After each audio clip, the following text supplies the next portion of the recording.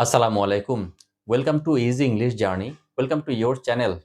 In our previous video, I have talked about the first part of the Rime of the Ancient Mariner. This is a large poem. It is divided into 7 parts. In this episode, I'll give a detailed explanation of the first part. Let's start.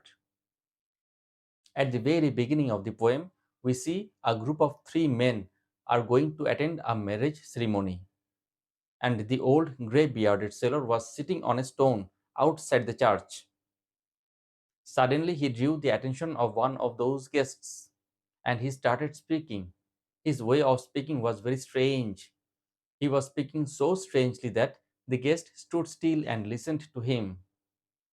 The old man tells him that he feels himself compelled to tell him a story that took place in his life when he was on the high seas. The guest wanted to join the wedding, but he could not move because he was spellbound by the way in which the sailor was talking to him.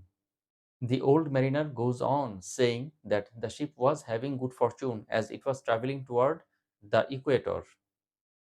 At this point, music was coming from the wedding program. The guest was in a dilemma.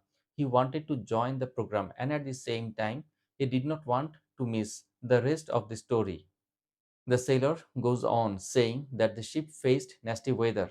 First, there was a huge rough storm, followed by mist and ice. Then the albatross appeared from the mist.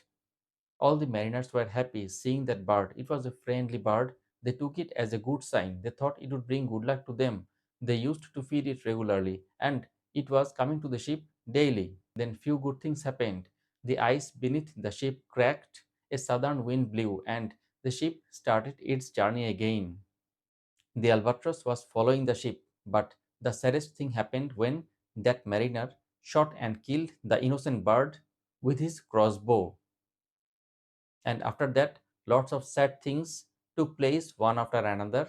And if you want to know the rest of the story, stay connected with us. Thanks for watching. Assalamu alaikum.